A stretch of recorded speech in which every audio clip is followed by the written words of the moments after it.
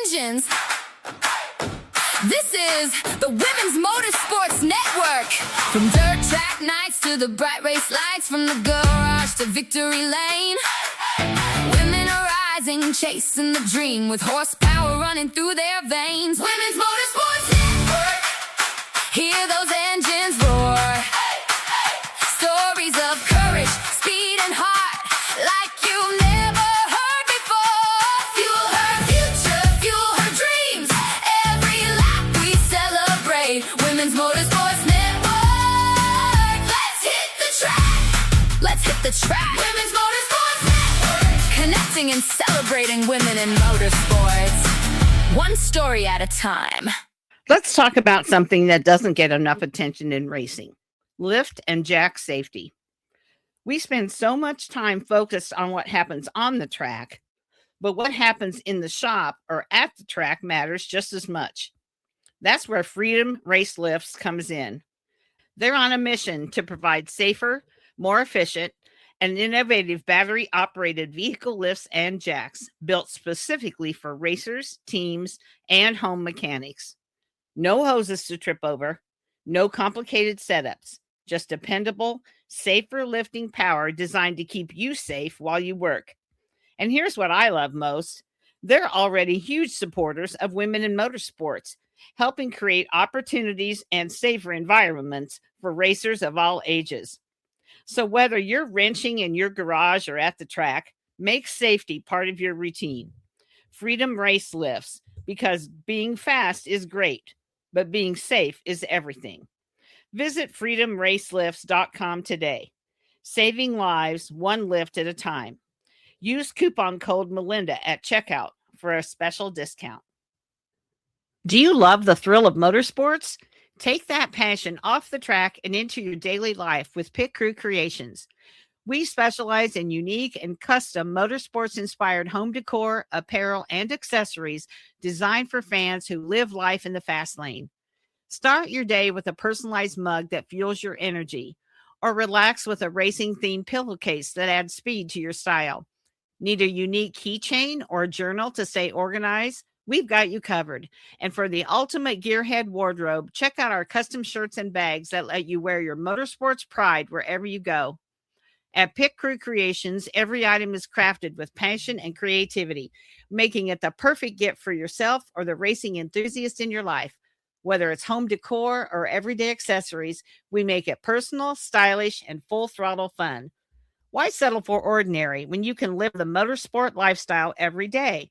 Head to Pit Crew Creations on Facebook or go to Etsy at pitcrewcreationsshop.etsy.com now to explore our collection and bring the race to your world.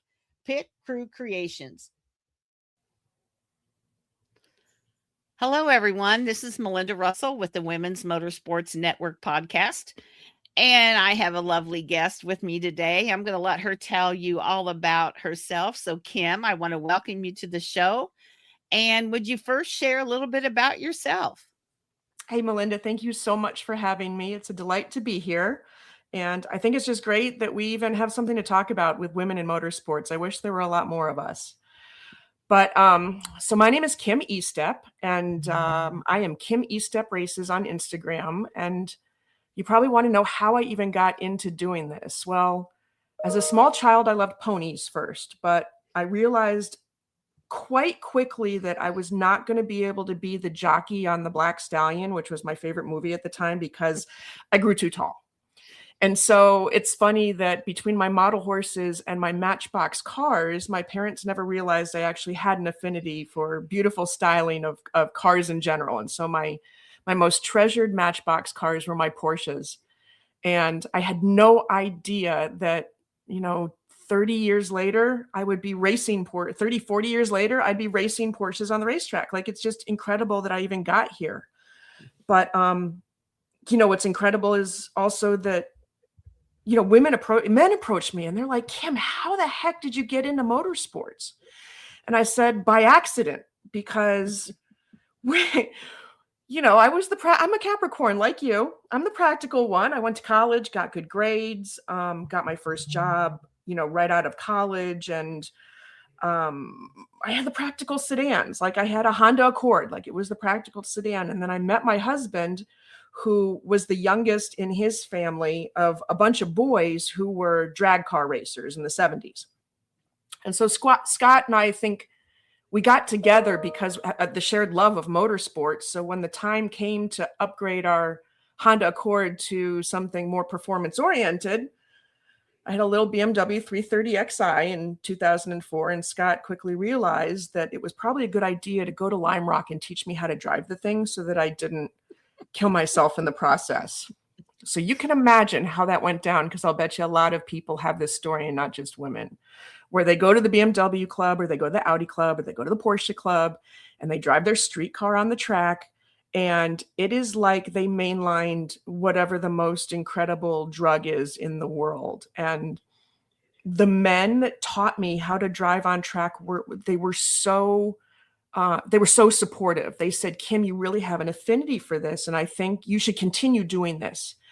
And so I had the kids. Let me see. So I was on track in 2004 for the first time with the BMW club. My girls were already 3 and 4 by then. And so here's Scott hanging out at Lime Rock on the side of the hill with the kids while I'm doing laps at Lime Rock. I mean, beautiful, beautiful park-like setting. It was wonderful. And all of the club members got to learn who the girls were, and they love the cars too, but they like to climb trees even better. So they climbed the pine trees at the top of the hill. And then by 2010, we joined the Lime Rock Club because we wanted a lot more track time.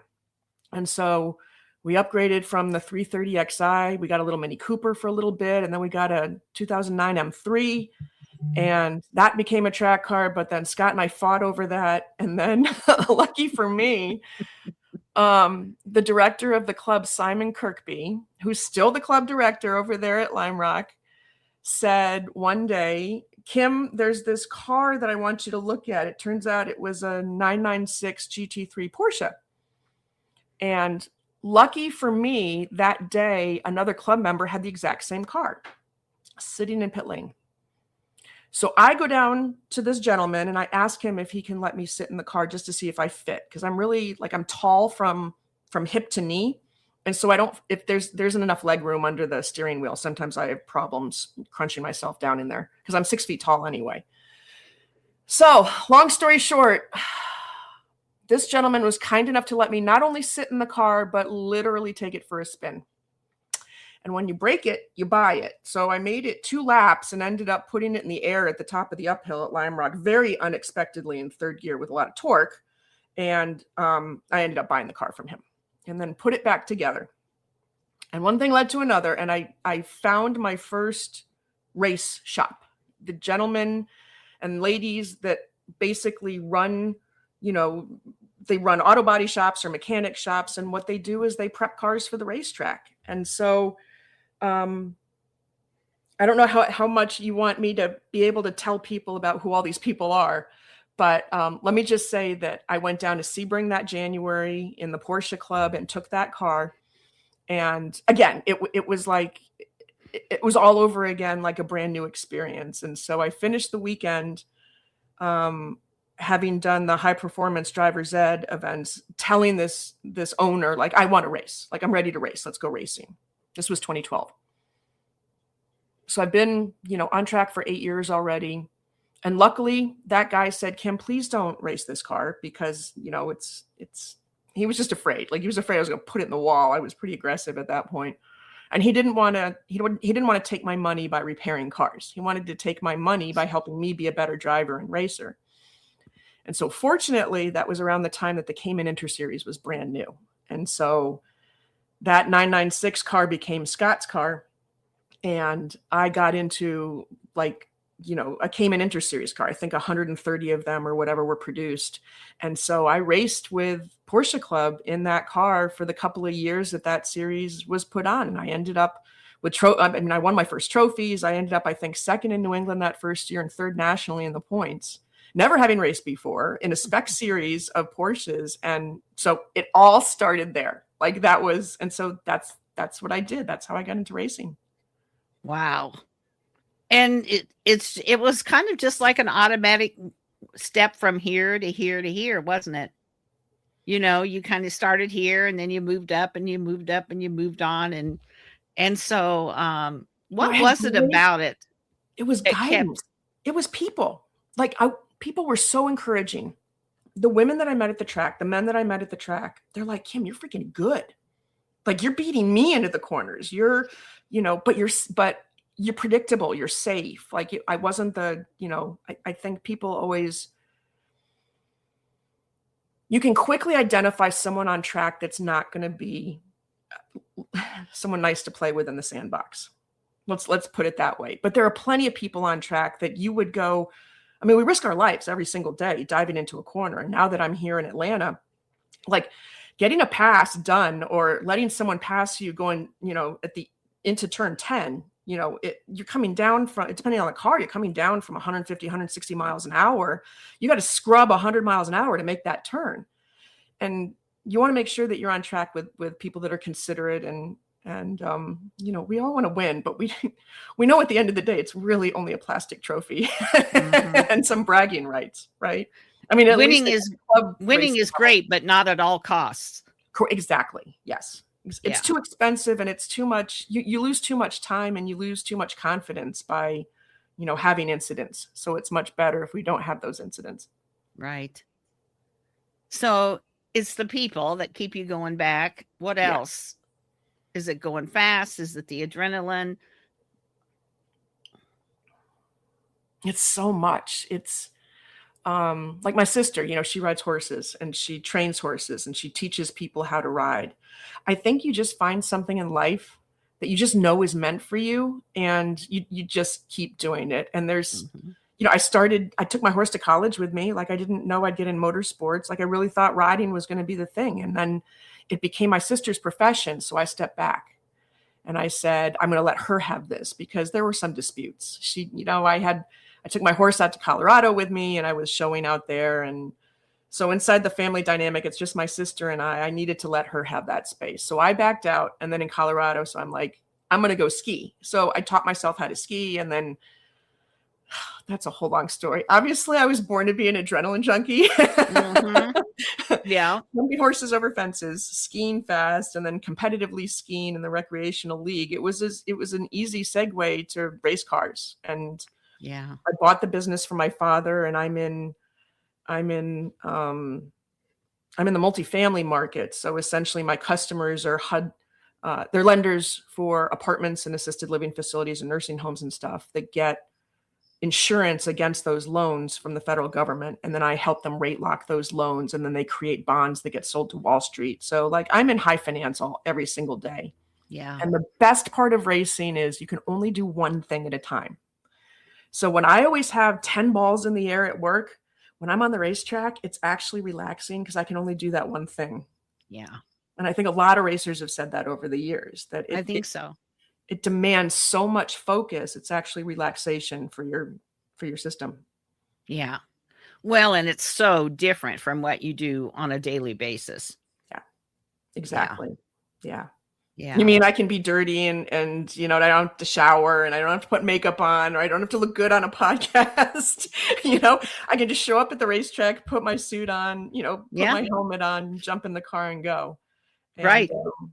And like my very good friend and coach, Pippa Mann, says, the car doesn't care that we're a woman. The car doesn't care that we're over 40 or whatever. I'm not going to say how old I actually am, but the car doesn't care. Mm-mm. You just do what you do and just have fun doing it. Yeah, exactly. So tell me, what's the typical race day look like for you? Well, Scott and I made a big decision 2 years ago. The market in Connecticut, the real estate market was just going gangbusters, and we decided to sell the property. My youngest daughter had graduated from college, and Scott and I said, what do we want to do as empty nesters? And I said, I want to go on track a whole lot more. So we sold the house in Connecticut and moved down. I live 15 minutes to road Atlanta right now. I was on track 50 days last year between racing and practice and test days. And there's nothing I would rather do. Like, I'm so bummed that I'm not at the track today because, it's a club day. I'm a member of the Privé club there. And so they're all running on track today and I'm here working. But um, a typical day is, you show up early in the morning and your car's waiting. It's wonderful to have a team that preps everything for you. I have wonderful support from Kingpin Racing right now. And Tyler does an amazing job. His guys are just so great. And I always feel safe in the car and I feel safe on track with the other club members. And it's a really good time. So, but when I'm not practicing and, learning how to trail brake better and better and better, I am getting pitched by lots of endurance teams from, Champ Car and AER and Lucky Dog and WRL. Like there are always teams looking for drivers. And fortunately, I'm one of those people that, I've gotten enough of a reputation that the guys are like, hey, Kim, what are you doing? We need a fourth driver. We need it's like some guys hang out and wait on the golf course for someone to ask to be joining the foursome. And I feel like I'm joining the foursome. It's just in a race car. So, I've raced with David Twatty down at, well, not down, like he's down in Miami, but I raced with him at Watkins Glen a month ago. It actually snowed on us. I've never been on the track in the snow. Like it was so cold, it flurried. He's got a great video, by the way. But so, and he just pitched me. He's going to be here at Road Atlanta early August for his FARA series. So I'm thinking of joining that as well. So I will be down at Sebring for the overnight with him at the end of this month in June with Champ Car. So doing the 6 p.m. to 6 a.m. race. We'll just keep a little BMW running nonstop for 12 hours. That should be fun. And in the dark, and it's, everyone's like, Kim, why are you doing this? And I'm like, because why not do this? Like, who gets to say they got to run Sebring in the dark unless you're doing the 12-hour, right? Like, why not? It's just something else I can notch off my list and say I've done it. Yeah. So what else is on your list? Oh my gosh.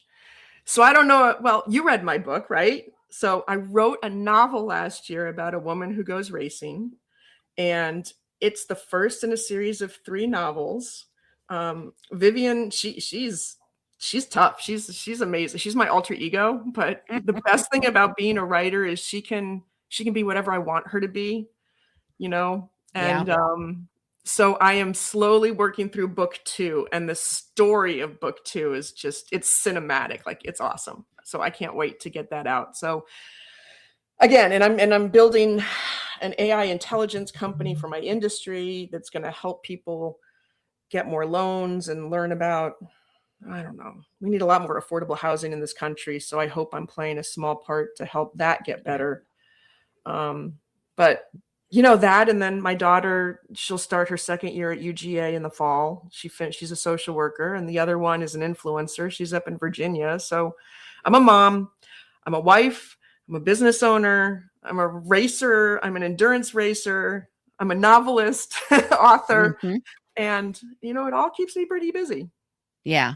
Yeah. It really does. Yeah. Yeah.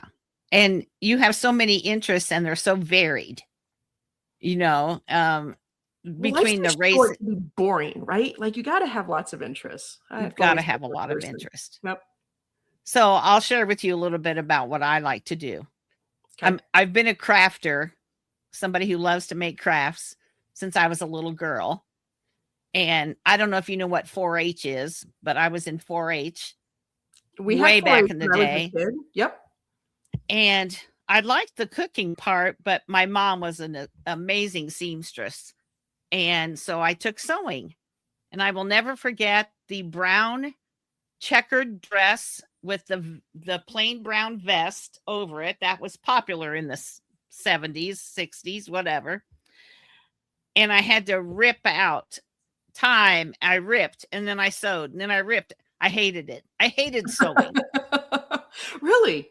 But you were good at it. I was, but I hated it. So I went on a different path, and scrapbooking wasn't even a thing when I started scrapbooking. And I looked back at a book I made with colored paper from the office supply store and glue sticks and pictures of my kids, and in a 3-ring binder, way before, scrapbook stores appeared. But I've been a huge scrapbooker. I also wrote a book about a little girl who races karts.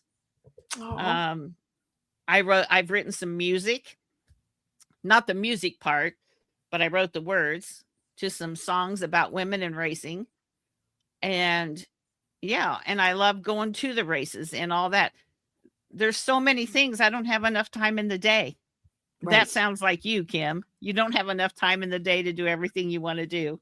Well, so I'm so lucky that my younger daughter finally put time limits on my doom scrolling. So on my phone, I now cannot switch between 12 different apps, like jumping from Facebook to Instagram to Threads to Twitter to email Mhm. to whatever, because I could do that all day long too. I could too. It's Yeah, that's how I meet people. well, That's how I I meet understand. Sure. new And that's racers how we too. met. You and I met, Right. online saying, hey, like how, but you know what? I think there's something to be said for the community that can be built. The problem is there are just so many things that demand our attention these days. And Mhm. it's not, I, I, f- here's another good thing about going to the track is it's one of those things you do in person. Yeah. Like I can show up and I can see the guys, the guy, and I give them a hug. Like I'm not even a handshake girl anymore. Like they just give me a big old hug and they're like, "Hey Yeah. Kim, what are we working on today?" And I'm like, "I'm gonna work on turn 5 and I'm trying to nail this exit and I'm gonna try to get my minimum, corner speed up by 2 miles an hour, something like that." And so we all kind of create goals and then share goals and then support each other. But I think that in-person part of what we Mhm. do is just so refreshing because so many of Yeah. us can just sit here in an office and just be hermits. I think COVID Yeah. really screwed up a lot of us for 4 years, especially those of us that are small business owners, where, Right. where we got to just hang out in a little office space in our home. Yeah. So that, I mean, I think that's where, and you know what I love about the racing part, and I'm going to give a shout out to Jackie. And Jackie came and she was introduced to me last year, high school senior, wants to be a technician, would love to work on a race team. So I'm going to find Jackie. But meeting people and then bringing them into this sport and giving them an opportunity to even just sit in the race car. Like so many Mhm. people have never even sat in a race car. And my car, Right. my Porsche Cayman is a converted street car, but it looks very different than, the Cayman that you would see on a used car lot or in a dealership Sure. because it's got the roll cage and it's got only one seat and it has this chill out. What is this chill out system on the side? And what is this VTEC thing in the front? Like, what are all these switches over here? What's the fire suppression for? What's so I get to go through and explain all of this stuff. And it's Uh-huh. a whole different world for a lot of people. And I think there are so few people that get to experience something like that. I have to keep my feet on the ground some days and just look around and think of just how lucky I am to even be inside the gates of a racetrack and not even because many people don't even do that. No. They'll sit and they'll watch on TV. And these days, like even I was watching IndyCar over the weekend, and I'm looking at Scott and I'm looking at the way the crew chiefs are working and the pit crews and everything. And I'm like, it's not so different from what I do. They just have bigger gas tanks and fuel delivery systems. And they just have, they have the fancy pit carts that have the benches up top and and this, whereas, we're wheeling around toolboxes and stuff in a cart. But at the end of the day, it's just people who love understanding the mechanics of something and then going out and testing that machine to see if their theory about how to make it go fast and grip a corner well can be proven right. And whether we as drivers can then go make them proud that they've done something well. And Yeah. so it's not always about who's standing on the podium. A lot of it is just about the Mm-mm. whole experience and just being able to say, like, God, I had a great weekend. And we kept that car running for 16 hours, 8 hours on Saturday, 8 hours on Sunday. And we crossed the finish line and the car didn't break. Like, that is Yeah. the best feeling in the world sometimes. But yeah, no, my favorite part is definitely cultivating, I think, new fans. So I was talking to my financial advisor the other day. I just picked a new one down here because I hadn't gotten one to sign over my accounts from Connecticut yet. And so I made that introduction. And when I told them what I do, they're like, well, what do you need your money for? And what do you want to do in retirement? And when I explained to them I want to race cars, they're like, wait, what? You want to do what? So I think that's the Yeah. fun part. I like surprising people. Yeah. Yeah. And for people who don't really know anything about motorsports, you're not the typical thing they think of when they think of motorsports, No, you know? certainly not. No.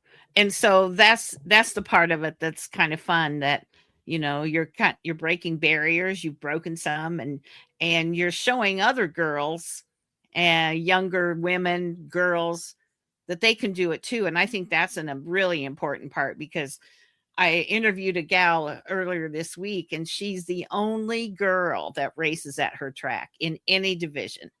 Oh my And gosh. she said, I just hope that my show encourages other girls and women to come out to our track and race if they see that there's another woman there. And so by sharing your story, that's another way to encourage women to get involved.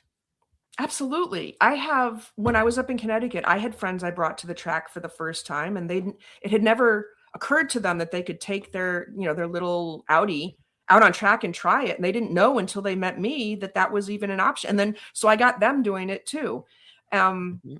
I think, again, I spend some time on Threads. Threads is like my argument center, right? Because Yeah. motorsports on Threads, it's all NASCAR centered or F1 centered. And Yeah. it's too bad, because I think in any sports, anyone that's had children know that, like, for example, like what is the big soccer thing that's coming to Atlanta this year? It's going to be here in a couple weeks. FIFA or whatever it's called. Yeah, but there obviously people know that there are children that start as soccer players that grow to a point where they can become professional soccer players. Right. But it's almost as if nobody thinks about what the path is for a child to become a NASCAR driver or an IndyCar driver, an F1 driver. And so those of us in amateur or pro-am levels need to really be more open with what we do on the weekends, more so than golfers. I think people understand what the ladder is for golf easier than they understand what the ladder is for motorsports, especially women. So, or it's tennis. Everybody knows about Serena and Venus Williams, and they know how they got there. But no one's asking the question or telling the story of how a woman like me, got I got on track for the first time at 32. Yeah. But I have arguments with people about whether I could do Formula One if I just worked out in the gym harder. And I'm like, honey, at my age, are you kidding me? Because there are only 20 people that make it. Right. 20. This is not out of the whole world. Out of the whole world. So, you see NBA basketball players, and they recruit in Russia and they recruit in the Far East. Like, so those teams, but I don't think women are even looking at that. And I don't know what my point is. I think my point is, let's be better at letting lots of people know that amateur motorsports is not something that's an accident. Like, I think parents could really have fun getting their kids on track if they just thought. I think some parents have fun on track. Yeah. I just don't think it occurred to them that they can take the family. I think they all think they have to have a Corvette or they have to have a Porsche or some high performance car. And the answer is they don't. You can do autocross. You can really have fun in a parking lot doing an autocross at 30 miles an hour and still be completely exhausted after an hour or two. Yeah. Yeah. So, and there's really so many options. It's interesting. Kim, I've interviewed a lot of younger girls, and yet, I remember a lady I interviewed, she was in her 50s, and she said, I always wanted to race, but there was nobody where I live that did that. And my parents discouraged me from doing it. And she said, and then I got married and had a family and felt like I was never going to have this chance. And then through circumstances that changed, she had a chance to race a local short track, and she's having a ball.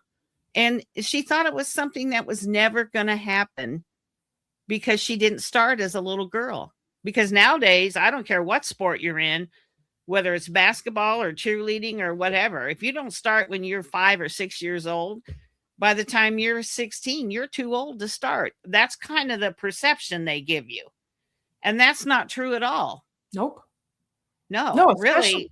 we're living so much longer as humans. And this is, I think AI, I don't want to go down that rabbit hole, but I am pretty sure that if society believes that we're all going to pass away in our late 70s or early 80s, like I'm Gen X, like I think we're going to live well past 100, and we're going to live well past 100. We're not going to be out there with like there are guys I compete with or I'm teammates with. I would never in a million years know some of these guys are in their late 70s.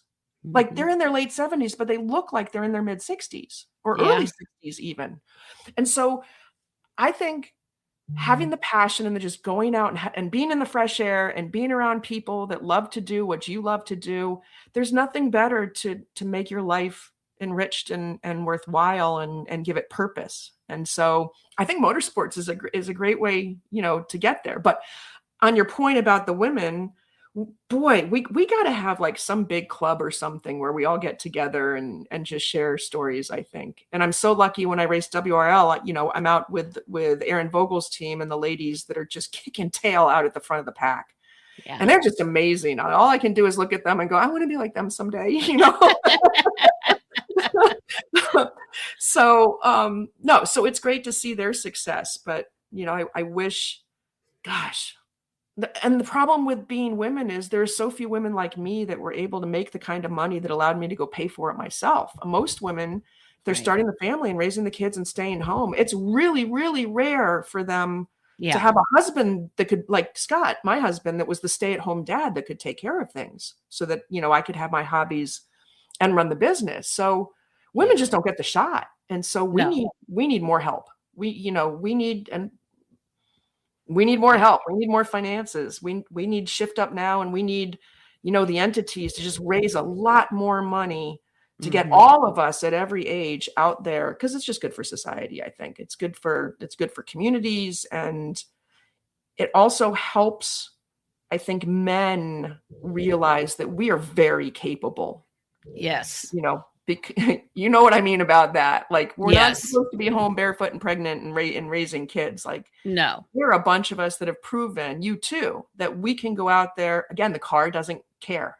No, there are only 4 sports I've identified that women and men can compete in equally. You know what they are? I would say golf. Nope. Would be one. Well, no, because we hit from the ladies' tee. Well, that's true. Okay. We get a handicap, so it's not golf. Okay. So motorsports is 1. Motorsports. Equestrian is number 2. Okay. I don't know. Bowling is number 3. Oh, bowling. Yeah. I didn't consider, someone else brought bowling, and 4 is sailing. Oh. True. Do you notice like the themes of all of these things? Like they all require a skill, but they require another mechanical instrument that's, it's not direct physical force. Right. That lets you win or lose. And so that's why the men don't necessarily have an advantage. Yeah. So, wow. That's pretty interesting when you think about it that way, isn't it? It's interesting stuff. Yeah. Yeah. It really is. So, you love what you're doing. You typically race at Road Atlanta now, or that's where you go most of the time. Or do you travel, Kim? Where else do you race? I travel. People can, like I said, I'll be at Sebring the end of this month. I was at Watkins Glen last month. I just got asked to do, it's easy for me to race at Road Atlanta because it's so local to me. I'm 15 minutes away. So anytime there's a race at Road Atlanta, if someone wants me to participate, I'll usually join that team. But I haven't ever made it to the West Coast. So I'd like an opportunity to go out to like Laguna Seca or something. That would be, or Sonoma. That would be really cool because I haven't done that yet. But I've done Circuit of the Americas. I did that 2013, 2014, somewhere in there. I love Lime Rock. I love Watkins Glen. I love VIR. Gosh, I mean, I love VIR. Yeah. It's such a great track. And so people need to understand that there's probably a racetrack within an hour of where you live. Except for Jackie, who lives in Western Kentucky, and she's like 3 hours from mid-Ohio, and I think the closest was NCM, the National Corvette Museum, is the closest track to Jackie, which is just tough because if you don't live close to a track, and it requires, a long drive, then a lot of parents won't do an overnight to take the girls to or even Right. the boys, to the racetrack just for Yeah. fun. But certainly, Daytona, Sebring, Homestead in Florida, and you've got Yeah. Carolina Motorsports Park, and then up northeast you got New Jersey, and like I've Mhm. raced all these tracks. It's Yeah. so cool. You could spend almost every day all summer long when the weather's good going to a different track and racing. 100%. Wouldn't that be fun? That is the goal. Yeah. There you go. There you That go. is the goal. Although I wonder if I'd tire of it if I had to do it every weekend. If it I became an think so. obligation, it probably would be a lot. But for me to race once a month makes me super happy. If I can race twice in a month, that makes me really, really happy. Yeah. Yeah. So, yeah. Mid Ohio is a great track. I've been there several times to watch the motorcycle races. Okay. So, love going there. Do you have a favorite track that you just would go to over and over if a distance was no object? Every time I think I have a favorite track, then another one excites me even more. Like I start moving down here. It was my first time trying Barber. And Okay. Barber's a tricky track, but I feel like that's a track that when you get it right, it's because your car is set up really well, and your mind frame is in the right place. It's a very different kind of track than Road Atlanta, which is just all cojones.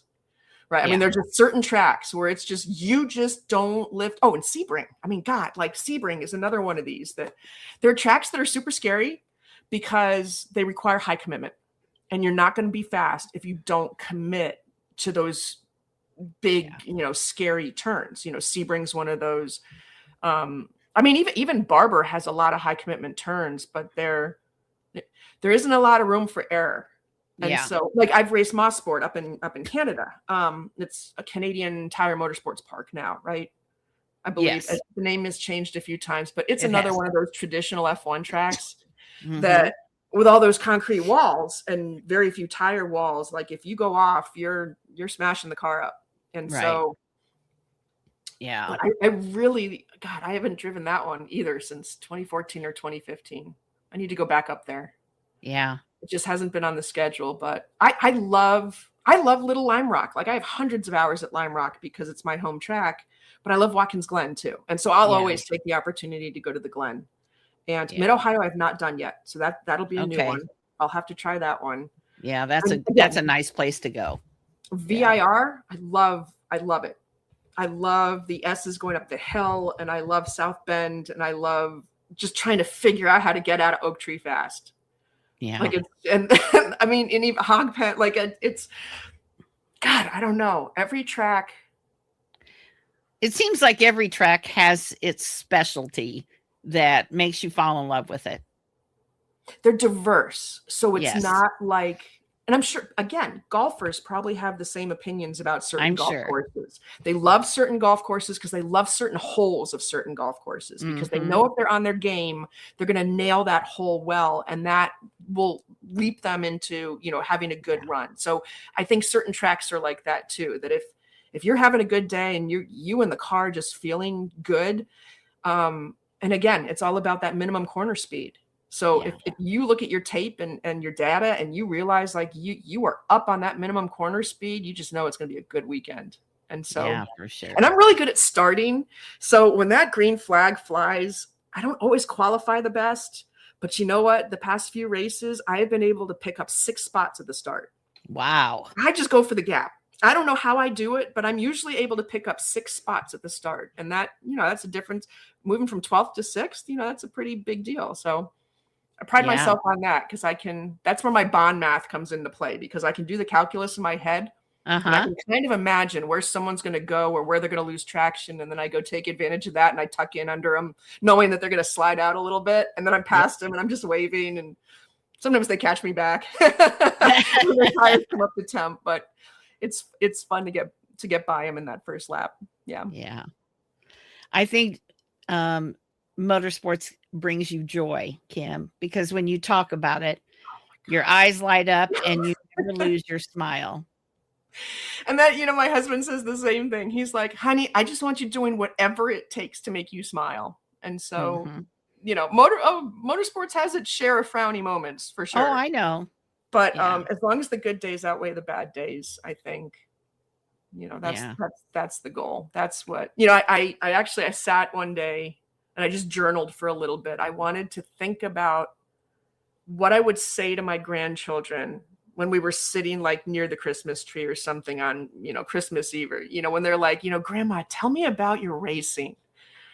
And I want to cry because I'm already projecting what I've done in the future and it hasn't happened yet. So Yeah.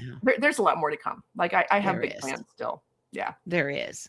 So what's the best way for someone to follow you and see what you're up to? Oh my gosh. Okay. So I post a bit on Instagram, which also goes to my Facebook, and it is Kim Estep Races. KIMESTEP RACES. Okay. And you can follow me there. I probably should do more work. I also have KimEstepraces.com, which is my website, which I'm not great about keeping up with or adding content to because social media is just easier.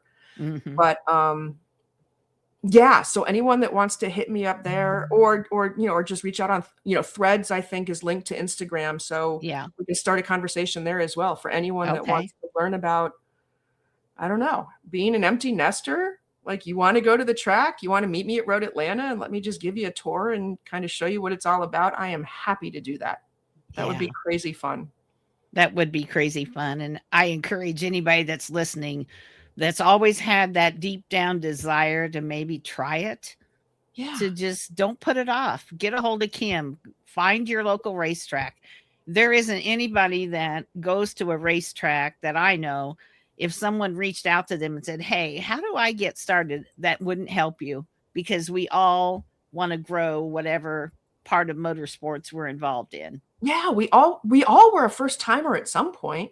Sure. Right? I mean, it's intimidating because it's an environment that very few people have ever been to. But if I can walk you through, like, first you go through the gate and you sign the liability waiver, and all you're saying is if anything happens to you, you're not suing the track. Like, every track requires that. Okay. Right. But it's no different than Disney or any other amusement park. So if you think of it like that, Yeah. and then it's like it's this big massive space, and you're following some, like, VIR. It's so special to drive down that driveway to VIR because you're doing these little back roads, and one minute you're in North Carolina and the next minute you're back in Virginia, and then you turn into the gates and you still have to go like half a mile before you get to a paddock. Like, it's magical. It's magical. Yeah. You're in another world when you're at a racetrack. Barber, going past all of the just the stuff, like the spiders and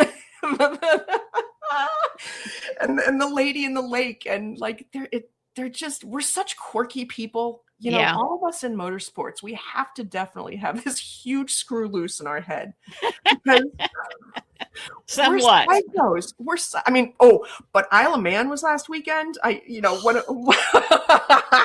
One of my guys was there, and he's showing video of these motorcycles going by him at like 180 miles an hour on a back road, and he's this far from them. Like, he's just boom, So there are people more psycho than I am. And one thing I will not do is jump out of an airplane.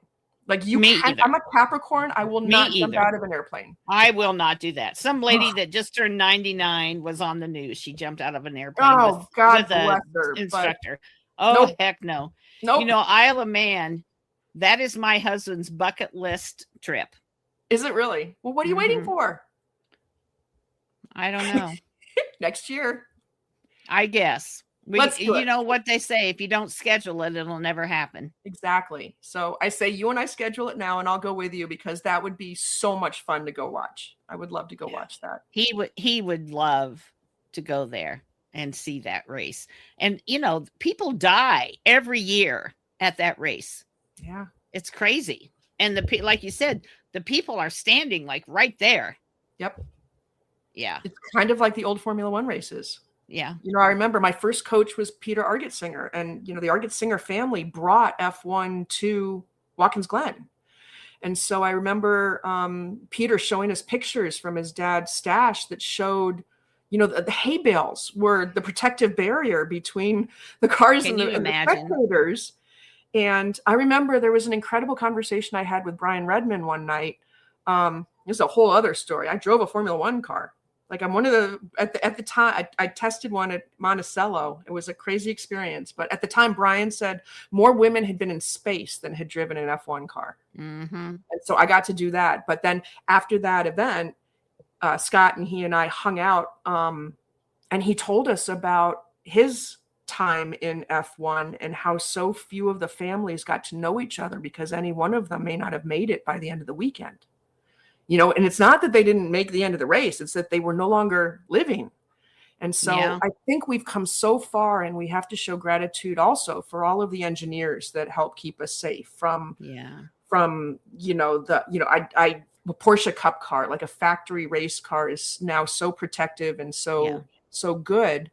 But not just that, but John Fitch and the people that helped create the barriers so that, you know, when you watch IndyCar and you see the cars go into the wall on the track and they're doing 180 miles an hour, those drivers walk away. Alive, and they walk away from it. And then you look at F1 and you see, you know, even Grosjean practically on fire, able to get out of the car and survive. And here he's an IndyCar racer now. So I think I'm so fortunate to be living in this era of racing because the girls, you know, everyone says, why didn't Scott race too? And the girls made us promise when they were young that we wouldn't do that because they were so afraid that we could take each other out and just not be there. So, you know, the Hans devices and the seat belts and, you know, and the flame retardant suits that we wear, like it's all, it adds to the expense, but it also adds to our safety. So, yeah. Well, Kim, this has been a joy to speak with you. We could talk for hours. I know. You're an old friend, Melinda. We're going to have to do another one of these in a few months. Okay. Well, let's do that. Yeah, because there's a lot of things that you can share. And especially like maybe when when the racing is kind of tailed off, it'd be a good time to do another one. And you can kind of tell me what you did all summer. And that would be a fun show as well. I would love to do that. You just let me know. Okay. Well, I appreciate you being on today. And I hope you have a great summer. And that you'll stay in touch so I know what you're up to. You too. I will certainly stay in touch. I will send you my, gosh, I don't know. First it's, Sebring, it's Road Atlanta. It's, I mean, I have options. You know, I still haven't committed to a lot of stuff, but okay. I'll keep you informed. No problem. Thank you so much for having me. Oh, you're welcome. Thank you. Start your engines. This is the Women's Motor Fun Network.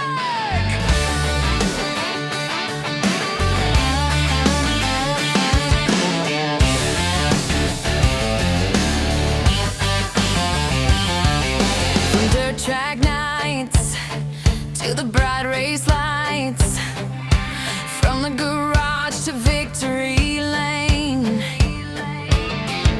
Women are rising, chasing the dream, with horsepower running through their veins. Women's Motorsports Network, hear those engines roar. Stories of courage, speed, and heart like you never heard before. Fuel her future, fuel her dreams. Every lap we celebrate. Women's Motorsports Network. Let's hit the track. Women's Motorsports Network. Connecting, celebrating women in motorsports.